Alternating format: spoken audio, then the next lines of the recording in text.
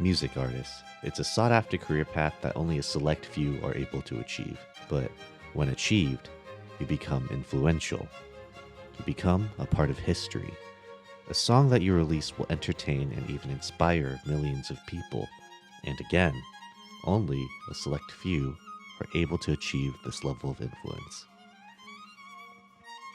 At least that used to be true until the age of the internet, where people have access to social media, where they can connect with millions of people online at the click of a button, where people can release their works of passion for all to see and potentially make their dream of becoming a famous artist into reality. And all of that can happen right in your bedroom. And this is where the journey of music production starts for many people, as it has for me around half a year ago. It all started when I bought my first digital audio workstation, FL Studio. I have a relatively musical background. I've played the violin and piano since I was in elementary school, and I have a basic grasp of music theory. But creating digital music was a different beast, and I had to learn how to properly navigate FL Studio. As I anticipated, it was going to be a program that I would be spending hours using daily. And so, I dove headfirst into the music production world and tried to make my first song. One look online and I found that FL Studio was most commonly used for people creating beats. I thought that was a good starting point. I clicked around random drum beats and made something that I thought was half decent. After that, I tinkered with the melody for a couple of weeks. I ended up with a simple, happy-go-lucky sounding song, and I appropriately called it Happy-go-lucky. It consists of a simple drum beat and a basic synth melody. And I learned that to make music satisfying, it needs tension and release. So featured in this song are many build-ups that lead to a resolution.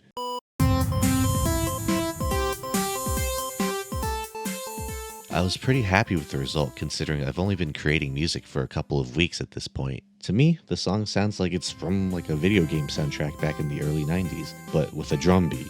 To be completely honest though, Happy-Go-Lucky is not the type of music that I would personally listen to myself.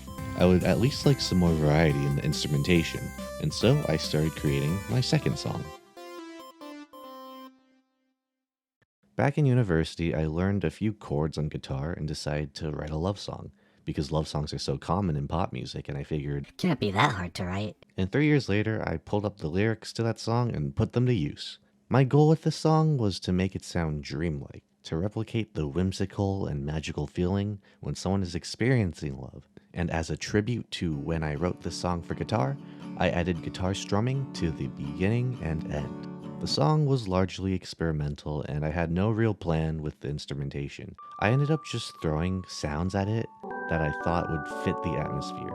And I ended up being quite happy with how it sounded. The only glaring issue in my eyes are the vocals. I hate my own singing voice. To me, it sounds jarring. It was so jarring to me, in fact, that I cut out half of the lyrics because I didn't want my voice to be featured so prominently in the song. However, I'm also aware that it's common for people to have a problem with their own singing voice, so I always let a third party judge. I let a close friend of mine listen to the song and they enjoyed it just fine. That gave me the confidence to release Fall in Love Again.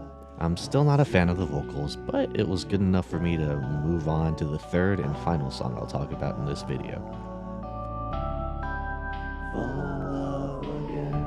Despite being reassured that my voice was fine and that I didn't sound like a banshee screeching into the microphone, I still decided to alter my voice in my next song by pitching it up to make it sound more feminine. Hearing my voice altered disconnects me from the song itself, so I don't feel strange about hearing it while I work on the music production side of things. However, this time, I didn't have previously written lyrics to go off of. And I'm not exactly a lyricist, so I didn't want to spend the time writing something if I knew it was going to end in disaster. So my goal for this song was to see if I can get away with writing minimal lyrics. And so, the only lyrics in the song are, When you see her again, tell her I'm sorry, tell her I'm sorry.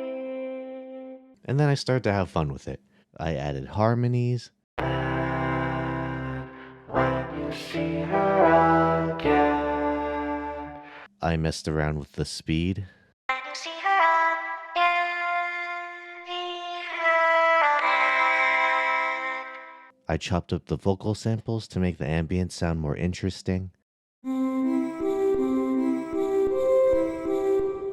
I took a lot more time playing around and experimenting. Clocking in at around 5 minutes, this was my longest song yet, and it was also the longest to complete. I spent around 2 months on it, while the other songs took only a few weeks. And while a lot of time was spent experimenting, the other reason why it took so long is because I had trouble coming up with how the structure should be. It was at this point that I decided to double down on repetition. What do I mean by that? Well, to establish the main theme of a song, you repeat it. And that's what I did, over and over. However, repetition needs to be done so that it doesn't become, well, repetitive. So for each time the theme plays, something else has to happen as well. And that something else can come in the form of adding new instruments,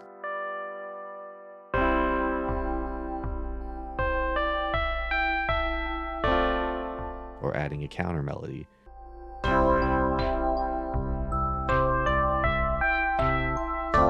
And I'll admit, I was a little hesitant on repeating so heavily. Even now, I think I might have overdone it. But it's also important to acknowledge that there's no shame in repetition as long as you keep it interesting. In fact, repetition is a method used in the music industry all the time to make catchy earworms and get musical phrases stuck in people's heads.